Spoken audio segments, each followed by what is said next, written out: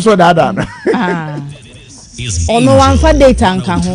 o se enne wanfa data nka ho nti kwaku de no ye anwumre lunch anwumre lunch wa hwe etumi possible se yesi anwumre ye ni mu ha awia ye ni de mu odu nti anwumre ko di de mu association for no ye etumi ma anwumre lunch Stingy Men Association prepare for yo ama kohwe inase na amanfo de wo kapa mo ma promise no wo mo doso enti bo modern se obekwa akohwe na wakwa akodanka agege wo de yankoye nim na yakoye nim ayeda so e na no abato ane ni sunsanso yi so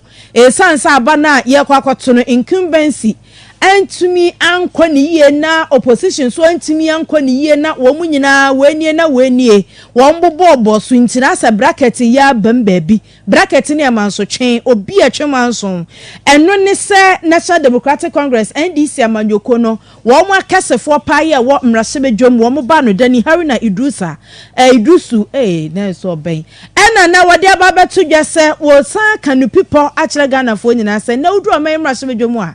wo mu ni dom kase ene dom kuma wo wo mapai abo bracket a wo kan se wo se yera Andrew Asiama Amoa wo se eba dwenkyira woni MPP fo bedwena bom eno nkyira se wo ka MPP amanyoko no na so si na adwen people se wo beye MPP ni oye MPP ni a agisi ye san kwa reverse na ye kokoto aba foforo essence na konwa ba bedampan e wo na baton peso ane so omanya mamra no kire se obi akomra se bedwom na ofiri bebi a ofa komra se bedwom ho ese wo kwakoka kufufoforo ho a ene na e wo se ye to ne so aba foforo hwese obesen aba na atisa abra wonam MPP amanyoko so ekomra se bedwom a wo ka se wo ko independent na konwa na ye kan butu ye no sa pepepe ena nke ebeyo no na se oye independent anasa kontakro na ose oni MPP fo badua bomu no eno ma MPP fo emedoso nchen NDC fo MPP fo fa adwen a eno obekwa koka ho ye wie na ye tetie mu akwa akotena se a obekwa akotena se kontakro no kwa nenam abo ni du anya me penetimi pra no ho ontumi ma MPP fo mpra no ho da ye ntie ye Haruna Idrusu nkyere mu a wode ababa be kire se majority ni MPP bio ena minority ni ho bio wo mo NPP caucus ena wo mo NDC caucus. Electoral Commission wotro ama parliament no de o kan ye say o de o motro ba krata o mode ba no de na wo so no say NDC e wo 137 seats ana MPP nso e wo 137 seats ana independent e wo bako and you say we any the official position Electoral Commission etro ema efia say yemfa endijuma the to me no efa yenua oye wo free from na you say wo hwe wono ankasa krata wotro ema speaker of parliament no wo say wono de wotro krata yi say wode no hu ebe bata associate enye say wode no hu koka omo hu wo say me de me hu be bata omo enam ejuma ye be ye wo fia wo be association no ene ma hwe say me no ombe cooperate na ma ya collaborate baby anu a otimi enya aguguduro ka say me de me hu koka omo hu enti so obi tina baby na waka say oh you 137 so what talk na dia say waka ya hu nipa no from go to me fasa number no fanka omo de no constitution is very very clear, you know, article 97 plus 1H a member of parliament shall vacate his seat in parliament if he was elected a member of parliament as independent candidate and joins a political party. Constitution is perfect. Says so what the no ka omo ho a the constitution e ka say and they also e by election no into ono ankasa enim we no wo tro no o say wan kasa odi no ho be ka omo o say odi no ho be beta omo that he will associate with them na the year ka biom no say won pi say sa family wo ko independent president nanado wono ananum wo say wono won ni bibia ye obi a obekwa kwa independent uko wi ni kura na enya ade a wono wo ebeye dwuma na ye kai ye nuanum ina so say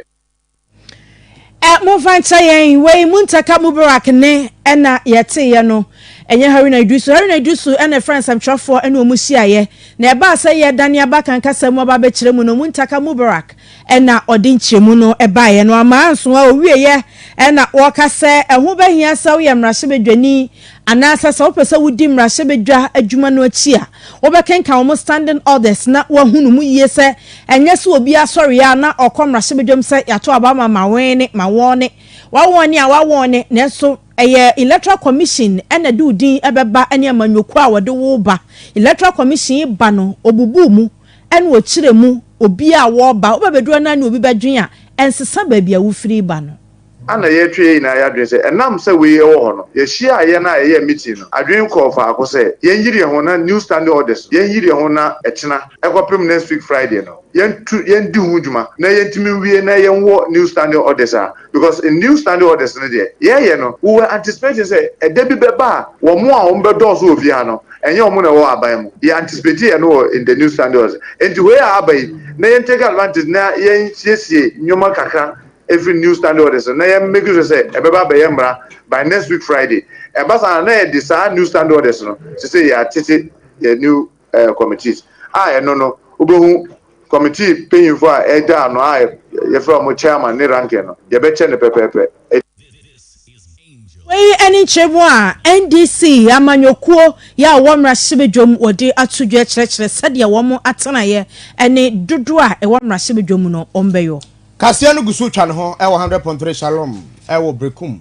ka kyerɛ 102.9 brekum ho asubampa barakese afi 101.7 rejoice mem to the world half no me abebre fa radio 1 wo kumase eso ye ABN ba foforo kra ya wawo no ho a wo so eje kasie atomo wo ho me abebre eje kasie no a ya darling so ka ho bi na yenko anim na ye ba ya san bobo bia ka ho san se wo modo so pa wasem kro ye mu na donkuma no afa na se sempo de yenka donkuma bio san se obi ase o mu gina pente ye 50-50 enya DC na MPP na NDC for kasa kire se afi so hwe bedwa hodo ye wo ho no a eso ye empanifo ye bedede da no mo be ye so adwuma no ebeche pepepepepepepe ade yo mo kire se so ba o memra se bedwa fie mu a ene NDC 137 NPP 137 entina ye se aye chempa ne sa na mom de o kire kire ye odne sa gu na chi eye owura asiama no no kra no ebia na wakọ baako afa na wonya nkọ baako afa na so bekọ baako afa no wo kire se so hwe a se de tie bia no ene sa 16 eye compliance na ho no no NDC omo beche 8 NPP omo so beche 8 na nya no ano no pepepepepe we kura no omo se nya omo adwen na omo de ka na mom omo gina omo ya mamra ya itintim ye afia pema henkro de okrom yenu so na afia ba bia ya wotwa hankra no ahyemu eye ateke 103 close no ye hankra na hyem 5 omo gina no so na afia order 154 eye standing order ye wo fie ho mu gina di so pepepe obi entieti ni mu no eno anu mu gina gina so de che ne pe enti wasisi bia nim eno na oka na afia wa che se koba se bia wo mu yi obi kura de na committee bi so a wo mu hwe bibia friend say gender afia age distribution experience regional balance ene de aka bi omjiri se bebo apa ama Ghana fo hu se committee we ye do nipa akoto so no oboa yen enye bibia keke ene o support na mom ade ye de mfaso bebre wo mu aye to aba emom kopie ho a enti wo mutai ya koda sa committee ni so no en konkofa nim guasie ni sintobia ema eno ena oru Haruna Idrisu edi nsemu ya todwa ye kasa parliamentary caucus ya ye na ye frefre ye ho o we ye dis caucus enti uba wudi NDC ya ye wo Volta caucus ye wo Bono caucus ye wo Savannah caucus ye wo Asante caucus sa caucus na enya ade a ye standing orders recognize ye ade a ye se ebeboa dwumadi a ye di ewofia enti se ye nuanom se independent no wa beka o menti wo ma bedwa na madotu caucus a ene de bi a ye frefre ye ho ene de emfa edwuma ye no because mra ye di edwuma no whether constitution no and now standing orders it doesn't recognize these caucuses obetumi afre ohun opa ebetumi afre Kumerica caucus and the standing orders no ni hwe because enimrem and the caucus bi a obetumi atu din a said o sepa bia eno nye mra kan hwe ana ye ka say eba committees na ye be form no and now say your number na 137 bibia ye bia say committee mensa ye ka say be ye bra Ohemaa selection committee 20 members say yeah or 10 and no more 10 also is chaired by Mr. Speaker Yami Adomah etina ye peninsula selection committee strategima business committee 20 members yeah or 10 and no more 10 appointment committee 26 yeah or 13 and no more 13 no I say kokwa kukuro no wo pa ye fa ne fa no ye de hyemu na to sa pepepe no mo ye no erunti we eye owura muntaka mubarak asamase de hye no asamase guy was okay go kan ayi Kumerica oh eti edu twi no a ona ti kumase enzo mu jama kan twi aha edu brofo a owura Haruna na beka says, Obi on the speciality. But Harry Nassau country. You see, Mr. Speaker, as my people will say, Adundum Bajai. But when you see the Kumarika boy, Young Quadim, Yadasujina, or my gun, I'm not sure if you are now leader Emma NPP. You say, I technical, what to him friend majority leader, you. Nedi, any or say chairman Bonsu, or ye member of parliament, for a walk swami. Na, what in some bakum ye no be atuja. Then some what can I say, I don't know, one more coming, be ye gentle review. So, woman, a yet majority no. Na warasa di asem no akoye twema mentwe ebi se ye ne ewo majority we se ye no majority no adabi baby aka kono se NDC for no pene so se wo betena speaker ne nsa benkum so na MPP for na wo ye majority no atna speaker ne nsa nifa so akoye twema mentwe ne nkyeremu a wode ma ye ne se for me na MP wo se wono anso san second deputy speaker hey the rejected stone be ye cornerstone one one gasa atwe krata se me Andrew asiama moako me pese efri eneko se opesa wo ye kokko a wo do hu twitwi sie ti me sha se de me hu twitwi MPP amanyuko no wo mo kokoso no me ne wo mu a na betwa ti akọ committee aye de asie ye bia ti momfa me nka wo mo hu na yentumi osesa de no a anamonto na ekoye no enam so ama se wo kapa no a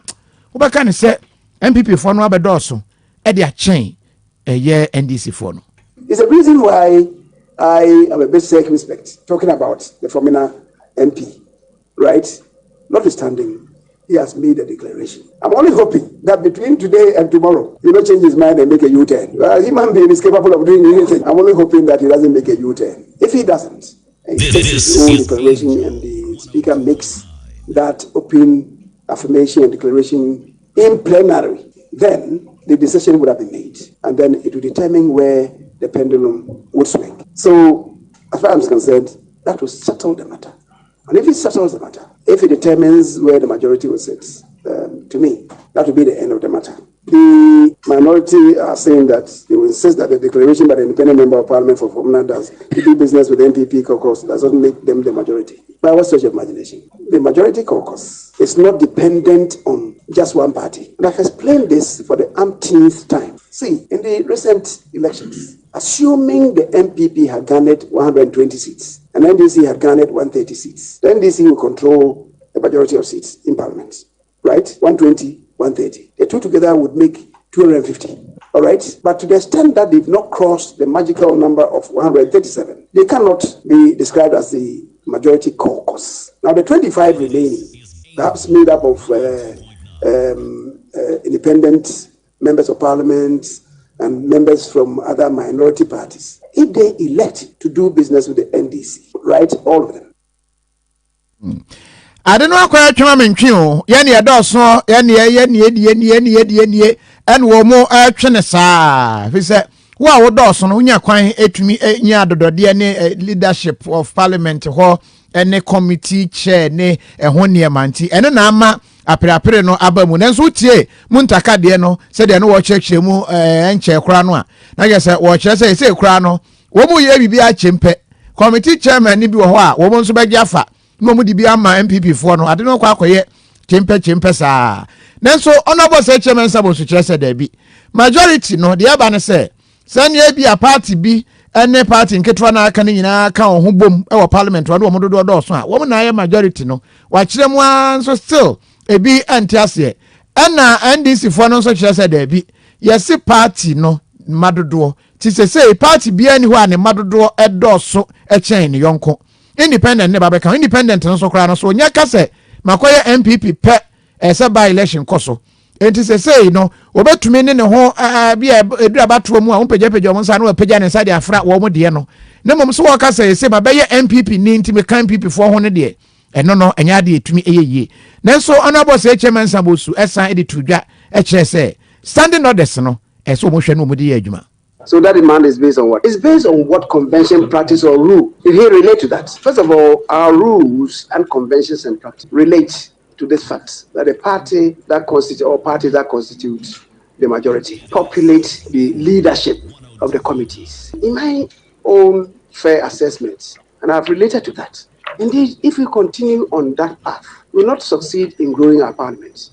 It's the reason why we came to fashion a new standing orders. And the approval of the new standing orders was kicked against by my colleagues. Now, you want to go into that arena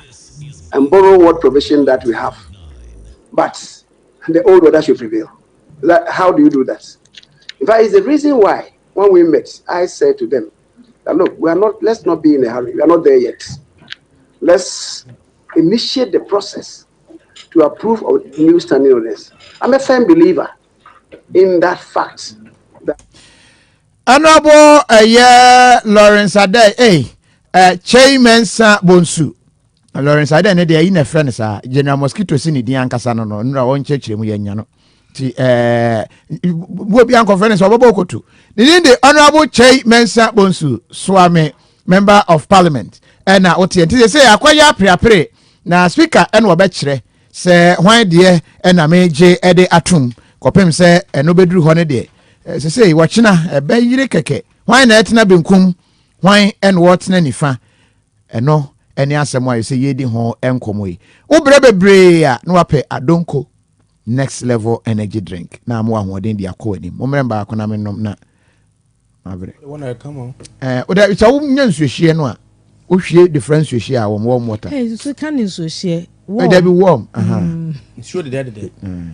we be wuro obi anum you correct papa apart from no the one so see be ya baby I don't go next level no fine pa fine next level what the what then ya na fresh lady capsules na ye call cape coast ye di djuma ho mo ba ho na no mo cheche niema no a hwe abrewa bi di mi ka mo man bi ni say no na fresh lady capsules that say man bi mo sa abrewa je di akwache points ti ye pa for ladies but o ya abrewa a wonso tumi lady fi say nyini de wo pa na onyini wadwen ti bomadia ne pe fresh lady capsules ebeboa ama eho no aye small apostrophe obi wo ho ane de no aye o eba no sa wo nse na abre eno a wo ho a etimi eye o de opa ye bisa ma no eno a wo ho a to etimi e ze ni raho fresh lady capsules ni bia be ma na ye correct pa etimi dia ye adwuma na mema no afa freshman capsules no mo dia hia ne banisa they will enjoy enkwere charity enkwere ni mo na re si edi wachi a ene true say etimi ya da yenwa enju say edi we yenwa nwa na ye chu tentimi ya nwa na ye okay yenkwere ni mo aza di yenwa ni apeni we policy think tank ya womudin and in liberty and policy innovation ilapi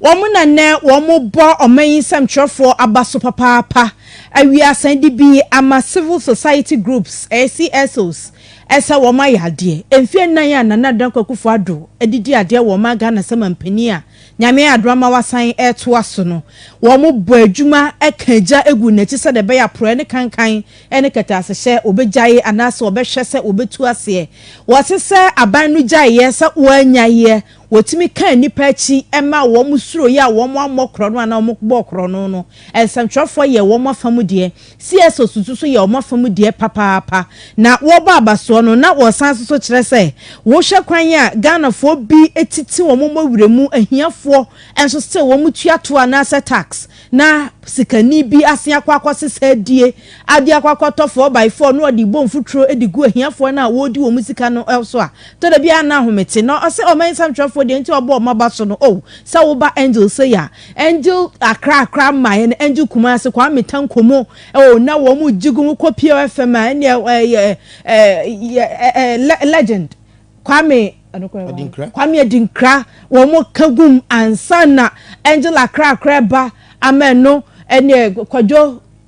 yirenchi somu afaba woso de wo nkrofo ani asesa ni nyina ka hu bi ema nkrofo teye se ensabtrofo ye wo mafam die afesi eso so bibiba na wo bi na akobokro no na saban no mpo peso e kataso miamia so a omo se ye de oboa ye nifa ba bia dia wo kan se na nkete wachia no ana wadano ana se bu onso e be koso penasiasos na ba dabi ade we de hia nkyeremu ane nka be court wose ni nyina ka ho bi e na ma yetimi kokodum pempenso a obeka se nsentwofo ya ade papa tituru angelfo nana yankase enua nana jeni eno ne president ya woda Appiah no Peter Bismarck Kofi edi nkomo e na o kire se de nti ansentwofo no bi te se angelfo se bo omomoden no nipa ebubo omomod ye bubo omudin utumi se adwuma no wo munimu wo motiase oni ba bi obeka akọ so wose wo ma reference a esi so po enti ni nyina ka ho bi e na o kire se nsentwofo ebo adwuma.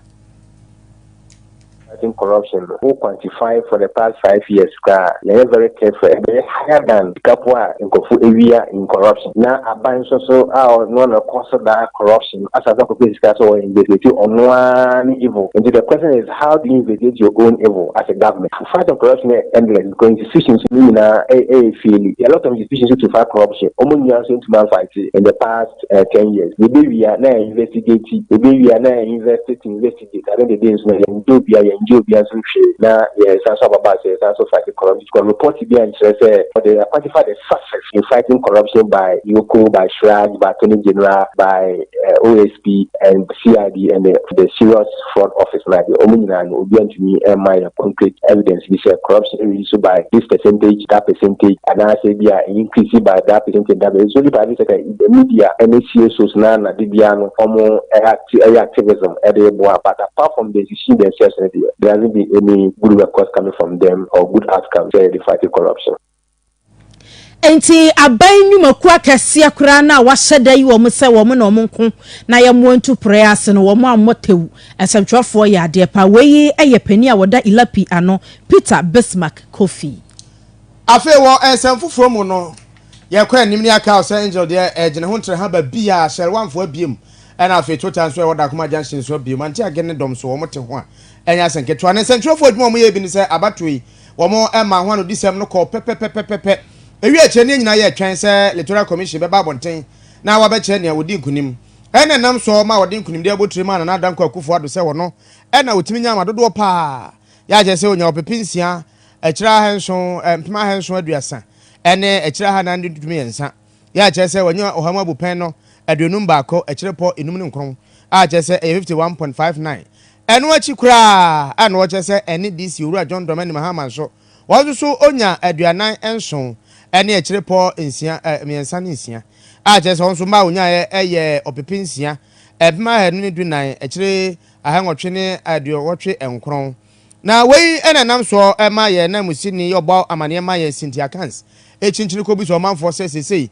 won manya ede enkunimdie bo na mana na do danko akufo ado ya ni mpre no so nie oba be di o mai sema mpani gina Ghana fo modika hwede dikai na ya na mpani fo sese bia musabia so ye hwa kom yetrempo na do oba ye de oyeye no esomani a na de to so mienu die na mo hwe kwai esanse ya na yetaka sese dwa beba efra no pa na weyi a wadika kokora koguo na de to so mienu de ba no mo ankasa die na mo hwe kwaye woni nipa ne pi abonkomo abisebisa wo mo ama wo mo anso akomani so ade hunu de akere ya enya asenketo akwesa akoda a wota ne kwafo mu a wo bopesie se da aduane kora na wa hye ne nsonte ta ne beso a bosi wa hu se dada no onya akosansuo ba na ya aka enya akawa na ye betuto bode enya bode a ye betuto aburu na ye se wa hye ne nso na na do de be pa na modi hunu se e bia de be besisa ana sensesa ne wo mo hwe kwai no wono manfo bonkomo yepi ena yeto aba wie ye no na de dankwa ekufu ado asanso edi nkunim biom be chese okọ ne second term ya bepie mu ewo Madina ye bebusa amanfo a ewo ha ne se aso Ghana mampeni na do dankwa ekufu ado o masa ato ama no ama na edi nkunim biom eden ena wo mu ehwe enim edi afini ho ewo ne second term of governance no emu me de me hwe enim me second term se me pemputu njuma so omoyem putu juma bebre school na enko somo na nkwara no momusia omadu se na enko enim fine omadu se no ko enim fine ye street boys so ya omondwe ya ho gakra na omodi school sa na ye junior street so ye be de na yedidi de omon ka ye street for no so omoma ska na ebi nso ya so nyama bebre wo ha ye ebi anko yi amame ebi ni se coronavirus na mo so mo chiche aduane no ye de favor dan 80 days kwa ye ho hwe. Until next time, so baby sabesi, I saw mutu to omonyama ye. se be sisa omo challenge so ye nyina so. Well, of course, your friend say, "San penny for the ministers. I'm not dealing with most. So I'm by Adrian. Oh, I'm saying to obey. This is a crabber. Some penny for the say no come. The ministers who come ministers no. I'm to go a man come. No individual be a woman. I ain't hand. I say. Free education. For first in free education. So yalewe by mother light 3 months. Mintia shida. If you first thing I mean kusuna me under free light for the second time in one boy. Anything I got to about the man. No matter how they are, no on say a boy youth. Like you guys we here for sister no media. There's no way say boy. Like on say youth be na gramsey level no say e be here adwuma ho. This is guys who gunu class are there emwa. On say no crack kan guna this year ba no be tutia no. Wey omanfo bi ya wonom ni sinti akan se ebo nkomo a wo mo kire bra we minim se bia ofrim galamse ase na beton plastic no wanam se bia wa be kan ne mabo se bia plastic se yini entoni yini ade o se galamse maybe this man came from Manso pepe and now free jenjene to galamse o she ya sha se and ya illegal na no we hu because do makwam dey buy say na illegal na no we hu and o mu ya na twa hu nwa nyina wa ya so ben so Kofi okay ni me yɛtoa ensɛm no ɛso ɛna de akyen ya abrantie bi ɛfrɛ no Kwaku Charles wawu na yɛkyɛ sɛ Kwaku Charles afifie bɛ na wɔtwe mienu ni 2 weeks ago ɛn wɔkɔ na fuomu kokɔ afuomu ɛwɔ Breman da akura bi a ɛbɛn ɛyɛ di aso ɛwɔ Appiah Denkyira West mfimfini mantam afe wo mu ahwehwɛ no akowura mu hɔ akwasi hu saa Kwaku Charles antumi anye hu ne so bi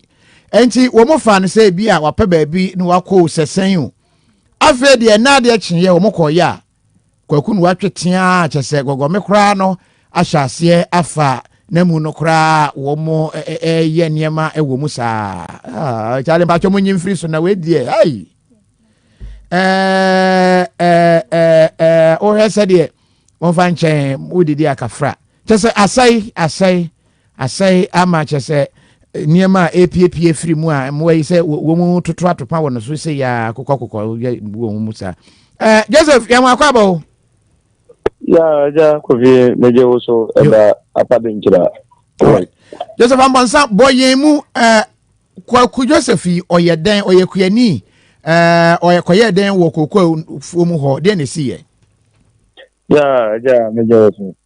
ayi de teme se opanyini Charles Kwaku Charles oba ayekoko kuyani a oye kokko afuo ewo Denkyira Breman a ewo Appiah Denkyira West Nebe se da pen mienu ni na okla se okoye ade kakra ewo no kokko afuo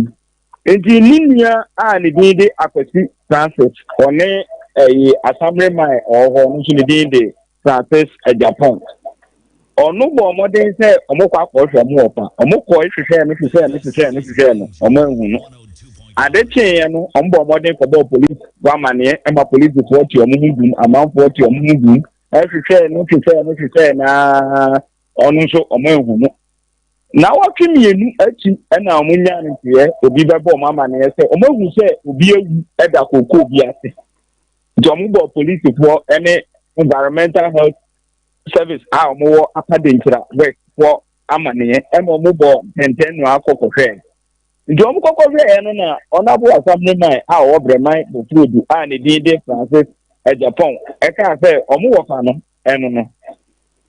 ema police for no to ka say na tie dia environmental health for no ni police for no maduma ombabo modern so obefa body no no mo de aba dunkwa mochire na postmortem anase ni omagia ibi adan say enye Nwanwani kwaji ewu anase how bi na call so ho environmental health for no mwa omo na omo ntimi emfamra nti ono ne ade a call so na wotu ni ntemu ni ewo Breman a ewo Appiah Denkyira West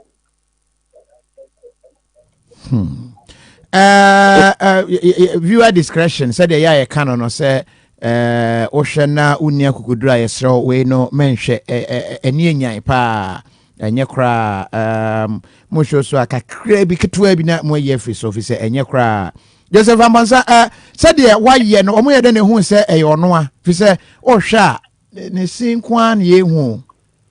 I say no of an woman na tena e white ndi omo ehwe ne nan ene ne mpaboa ne ntade ne ma na ode kwa afu mu nso na ebisisi wo ndi ono na omo de hu ni se okwa afu mu de saa ade ya mo de speak to yibi na ebisi ne nchen ene saa ne ma na ode kwa ya no na omo de hu se dabi ye wo fa ne ma we na okwa afu mu ode kwa ye ndi eye ono ana eda ehon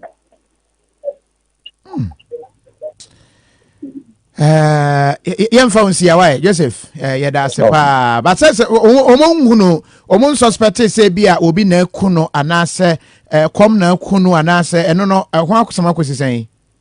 no CID for no so mu guso nhwehwe nti em no mo be na wotwe baako ata na wotwe baako oribia na dabi onye ye abroman ndabi omo se omo fa ne de ono no fa sole ndi ono no kakra kra de onu buja ndi ono no e fa nsa dokodoko ne yi ngwa no no ndi omo se omo chen ama police for ne de iti mo na se enioma bi aba do tiga nsana omo so wo bibika omo timi ne edi nkomo ti asore no okọ ntina ama abusuane chese ontwa bi ana se wo mun because ntwabie ne de menim makofo bi said wo musi bo no na bio jeze kromofo no ne omo ho ni nyina di ne ho adan jeze ten sanu ne nioma bata de papa no onye za ono ne ntem kakra ye ko kromofo no ne wo fa atefo ne ni we mu no mo di ne ho adan je e kire je ono de e ntwabi ana ye nkwese da bi bata ne we ni de omo ni mu ye yo yada se pa yenua eye Joseph Amponsa na oboye mu no fa mo fa nchen mo ana mo ye show us the body no enye fesa said ye aye no enye kra obi didi ahwa ai sa no ahometi uni ayonko da no da e wo papa wiye ni Kofi na utie mu a okobo sprayer na eno da bi o so afidie ni nchen aduro no ti bi na fa no so ama tete pa didi tibi na wo silver mu no nso hu bia na ye twene tini ba so se o kwa akoye na oni di ya etimi deziu ugusu spray sa wetu twahwe what did the cry na and what did kese pa so so obefe etina so ahye ne gu ho udi agora spray ye beku wotofo mo enya no konuro no bebre etina mo say u spray a ye wo kwan a ye di mframachi wo san kutro gu nsam say na wo hwe ba bi a eframa no bokọ na wa fi baby amframa ni fi ba no abona mframa na ebo edeko se wan hunu na wo bohia na hia wo a aduo no be hia wo na mwana na wo machine nyina tuahwe that same strategy so say wo hia fu ana wo hia ball a yisu eno anya sa anhwa amframa no edija ne bekọ akoto ewura no aka no mu ana se betumi abu ediafa so ya papa no me yankokrafo mu de ko afum na ya na ya ometi o asemo aso munya afum ko so mu David hwe omunya ekra efie cha me ko be Kumi still oda so ko afum ojai ampanso so ojai afum ko kakra bi abekọ no abo abrewa so omo the exercise o ai obekọ na wago obubu to benden Atwema Rural Bank de osika besie a won fa nwane ntimesrewa ya for sika koto no mo ya adwuma no ache omo wo different policies bebre awba wo mbekire no mo atufo ama usika no watumi akora no na udidi na enam ka osimu a enye wo sen no ena ntokro de dem nyame na ebu be no wose fa bisie ye nidi nyina nye bibia na edi nyina fa kakra sie ti na waye ne sa na kese ebi atumi akeka sa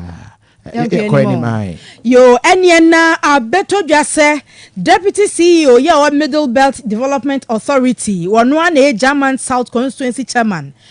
MPP amanyokono ora Alexander Feka bra Feka ene esu watiatia ne nsase ya na wanya 500,000 Ghana cedis ese wode kwa kosi project kese bia sa project no ebe bie kwan ama omanfo anya enwuma ye bebo sumi mienu entamunie na chese every December January ntam sabo sumi mienu pepepe ntam yesi dan na wo si ne abu agumperenu wo si asa Jericho afasu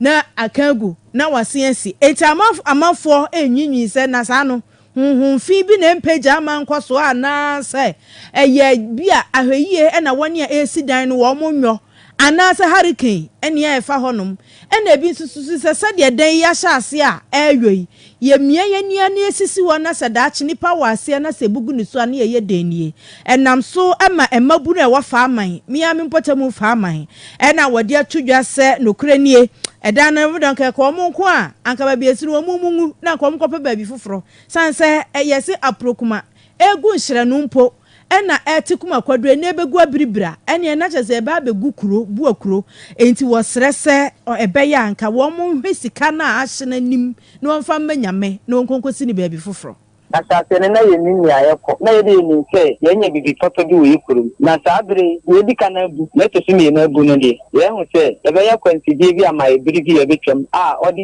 dini mmɔne bɛma saa ama ne yɛne nzɔ koraa sɛ saa deɛ no ɛkɔ so sɛ yɛsane yɛ ne foforɔ a ɛbɛboa ɛsiane sɛ adeɛ a yɛwie a yɛnwie a ade ka no ne yɛdi ka no abu na ɛtɔ so mmienu abu deɛ menim sɛ ɛnyɛ papa mma yɛ nti ne mendeɛ meka sɛ asiefoɔ ne faama ne bibifoɔ nyinaa no sɛ chairman no ɔndwene yɛ ho ọdún yẹn wọn a ga ọmọ yẹn sẹ bi o sẹ bibi yẹn nfẹ zi hɔ mọ yẹn sẹ yẹ maame yẹ papa nom yẹ nananom bẹ mìíràn mẹtìrì ní bẹ yẹ bẹ mìíràn mẹtìrì bẹ yìí ndí yẹn yẹ di sisi nyinaa yẹ tẹkini faama na ha as a youth ni sẹ sẹ bẹ mu ni nyinaa bu ba nyẹ ne foforɔ deɛ a yẹ bẹ mẹti sọ sẹ yẹ ndi ase ma bẹ yin dɛ bẹ mbẹ di asa ada ne ni ju ndé ni yẹ fi tẹ biara no yẹ busuaboɔ binom ebe wu asa ada ne mu.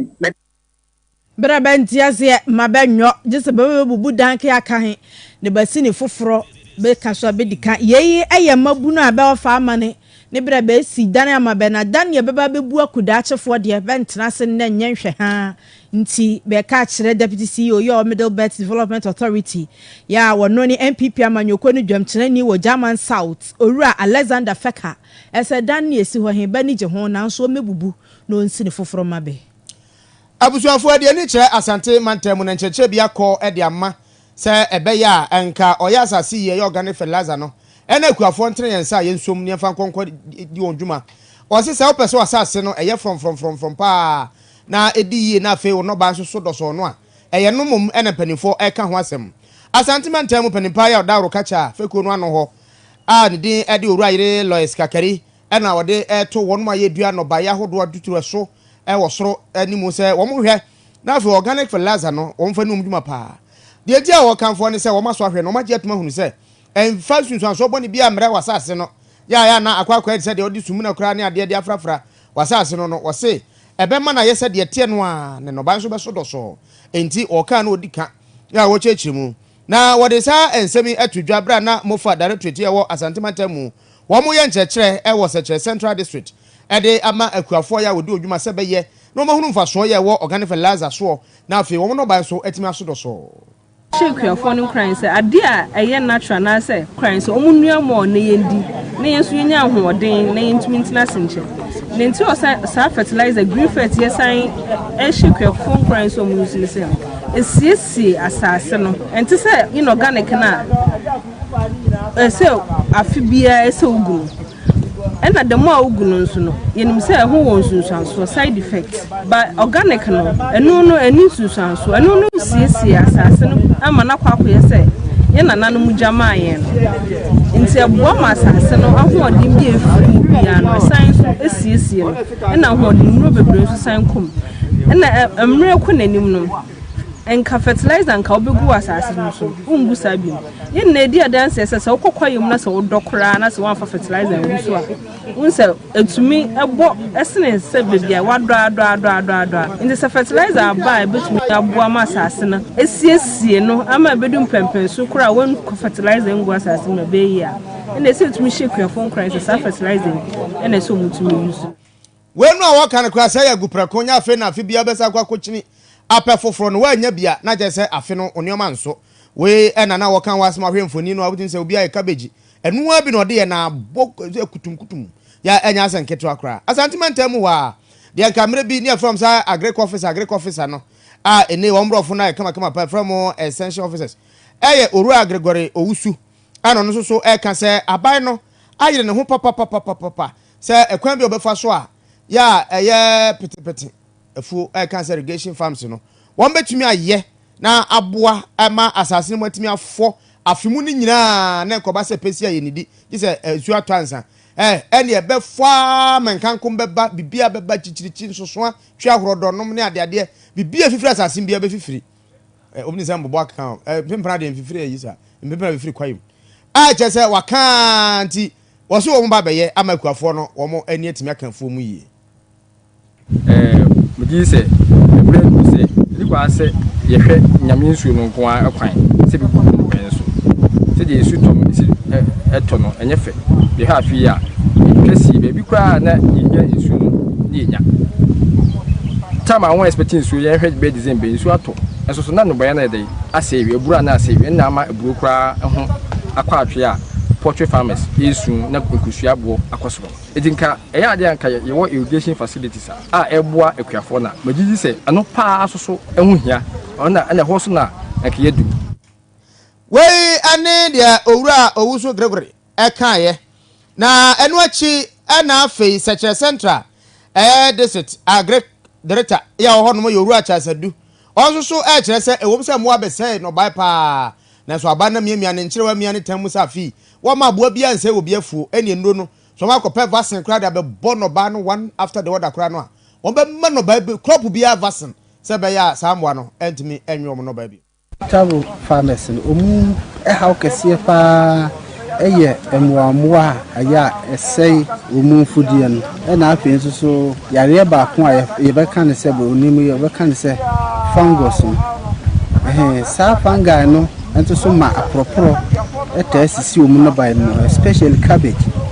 ana mo bi nso wo ho be from diamond back moth mo nso so omu se cabbage pa enti uhwa enu pa ne how kese pa ye ha kuafo no omu face sisi ya enam senti no ye wo committee bi a friend say research extension linkage committee enti ye de sa how no kotu omu nim ma Appiah etwam no omu ye ne say sa research no ye nya no ye mensimi mu ha enti sisi ya no ye try two different types of fungicide wa mo try eti unsu wafuo no bia penso fashion de na se eti wa mo mra na de na first ye dua nkuruman me say maye patra bebre udua nkuruman na haba na bobo apope na de so apete so na sa sane na wo kwa anim ti wo do mo de mo try na mo so mo mfa nso no nhyase na bibia nko correct pa yetwa kase bono eso takrade for enyan ntia se mutie empa na titru nameless pub aloriga say o say oda sendo wo oda sendo akwasi aloriga say the way amu bie mu ho amu feeling no so to bie na fakron half yes ese wa takrade nso asa what yetwa ensem no eso de ye nche ye de ebewie kase no eni nanse ya na emema ni bi kire se ema no enom wo mo dodonti wo mo aka mo ho abom at Singlemen Association wo mo te sa kwe ewie ya ema ne se wo mo afo mo ho adwene wo hunu se memma ni bi ye pepenti se wo mo nso bemiem ti se sei ene enuro pa champs a wo mo etu no enya agro wo mo tu ndro de shafa memma no ntia ne wo beje wo sika nyina wani be ba ho so no na aka queens ene angel hwehwe mu kakra ekoye wo La Paz dwom mame ba ko kyese ema no so mo atu agu ndro no so ani se be ma no so Singlemen wo Singlemen Association de to kakra fafo ani achi wo de ti nkomo no na ekoso ni bi ade forget the nigidi say wo ho no mo pa nya say nigidi e wo ho because me camera na e wo secondary school no wo ko pe wo ba bi na say wo mpene a utimi ko madam ho no akwaje forget say ruby kawa na say handkerchief na wo de akona da wa akoye no wo hu na watimi anya no wa we no na forget say ade ba bone ba ko wo ho ne say wo beti ato odo no mu wo hu be hu oba na wo pe no wo pe ne pa no wa ti ato no bi hu na forget na atiko na eye fitai obetimi aye wo san nti ene ade bone ba ko a e wo ho a enso da enye kama na mi gidi ye dijuma pa obi nye bibida but enya de pa me de ade me hu no because odo de efra komam enti se obi ndo wa ehu hia se obekwa akwaji edrodi aye ni se ondo sa nya ma no bebre na ekoso a ma ware bebre egu no because nipa ne ndo wakɔgye aduro de ayɛ no nti at the end of the day no bonus aduro no tipe na ware na gu ɔya no sɛ wohwɛ na wongya na bonus no atwe sekan na atuo tenyi no wakum ere mu hɔ yes to bi wɔ hɔ na yɛ pare 2 days pepepe madam fu bi a mepɛ na asɛm pa ka katem sɛ wo ma we no ware no den ɔde we no so wɔ no kɔpɛ powder bi wɔ ana bi hɔ na de ɔde gye no kɔ yɛ kra ti boys ni bi any girls ni bi no mo kyerɛ kwan yo mo afa so arerewe bia ne ade a ti Abraham Emmanuel Stingy Men Association e ma no so fine ways bi a wo betumi e de acha me but Stingy Men Association headquarters nyame ya Adomah weekend di e na ebebie ano edan no e na ye de to screen no so no momfa edan no Stingy Men ye headquarters no aha eno anie ti edan we e na ebeye ye headquarters se wo hwehwe emema wo mo ye pepepa no a headquarters no eno a enie esro ai esro no way omu mi staircase no because I remove we office na nkofo ba ho be sere scan ya dia ntibutimi yi koto ho da bia ye ne nsa chewe se e de se ba fura basro ma nwem se bia staircase ka mo koso anu mo yato hwe se ewia ne yabobo nti oduru ufro konse ya ewia na nipa na otopo no abobo sa ye bia no weekend ye nchemo area no sokra da bi se ya na eja no say yeah members are welcome. Stingy Men Association WhatsApp group na yeah mama we more create another one. And say I'm for any jiko no ho pa. Fine. Sapoyo. Head of communications. Sapoyo mo so me dey friend is saying. No pay no chop. No pay no chop. Yeah mu ya na yeah. Chop was sure na chop was say oh.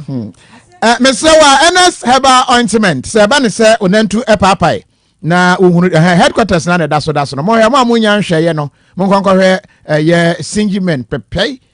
Udin ye the Armstrong beka udin no ho na kese onsemu ani. Urunta mfa ma papa. NS Ointment. Eni se onantu papa ya de fa ho na ekɔ pimples na ekɔ chicken pox ni nyina eyi ni nyina e de efiri ho ema. Na yentie nkomo no we ni yira ye ekɔbɔ manfo ene no. But yentie nkomo ekɔ so fa edura de chame. Mama ID card na Simra. Ade. Where am I pigeon blogger? Aye. Hey. Sir. Stingy Men Association of Ghana motto. Let me see what I can do. Simple. Identity card. Dia was in here. Barcode na on Oscar ya. Ebe yi niema bebre ama. Kofi Adomah niema bebre. Position.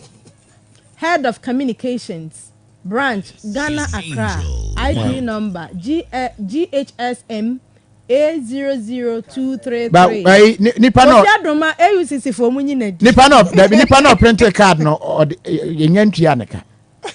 Enti we want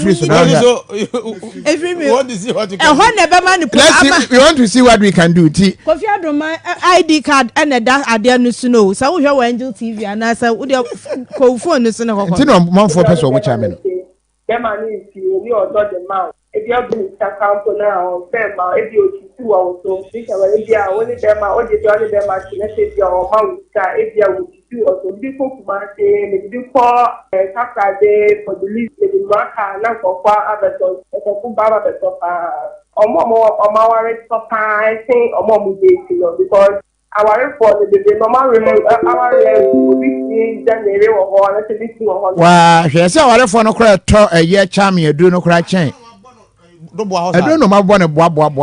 unse padlock ka ho yes so onya ye no ka padlock ni se ni kra dia sports Obama ono so ka you know position here then director in sports yes na mo mutimi yes sports yeah mo be ya ko park mo ntina fie hwe we ya butchers kele mo ntina fie hwe woti ye de ne chaskele sa na ye de wias me konko na amo anom awie na amo mpani amo amo emema ne se ye sika na omu ni bi anase omo mfa mma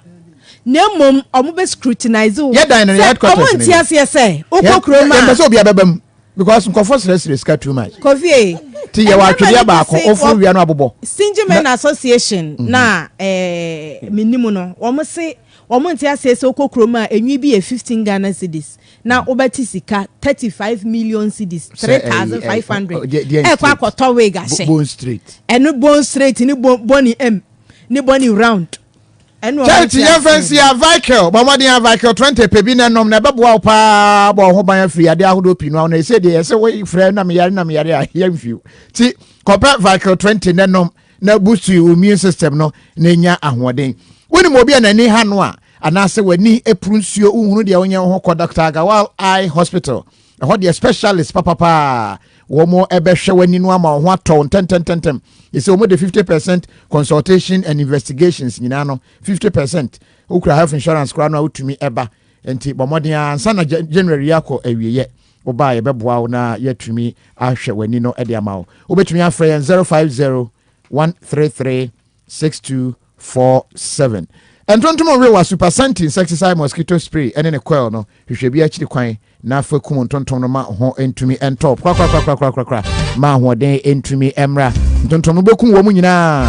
amahunu sa afedie wo na ade ho a wonam hoi bawo na ho kra tontom bi anya wonka officer you have killed them all napa ensupa a ye krogen water chill natural mineral water pebi na bobi na numbi correct wo hunu say yeah abujunsu pa nkra na bia school koko na ya monfa mom powder enfangum ena ma ho de nuro ne niam ahodo pi momo milk powder no ko supermarket bia e bi wo ho edin no hye ne so momo milk powder ena se obi a eyuso bidi Kofi Adomah Nwanwani na nankra hene the one anwumre mene Ohemaa Sakyiwaa Ahwenipa akrofi ena Appiah Kubi Kasiabo hene from Wasa International. Yep. Hey sister, wonkuwa wato adonko hand sanitizer.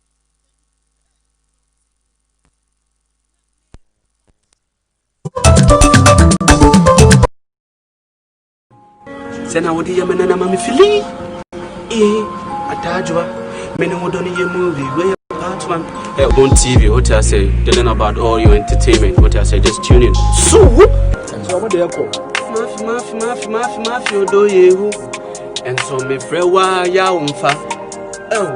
say umpe mi bien so any can. Obey se kumase masa. Now you have no choice than to switch up to Wasborn TV and stay connected.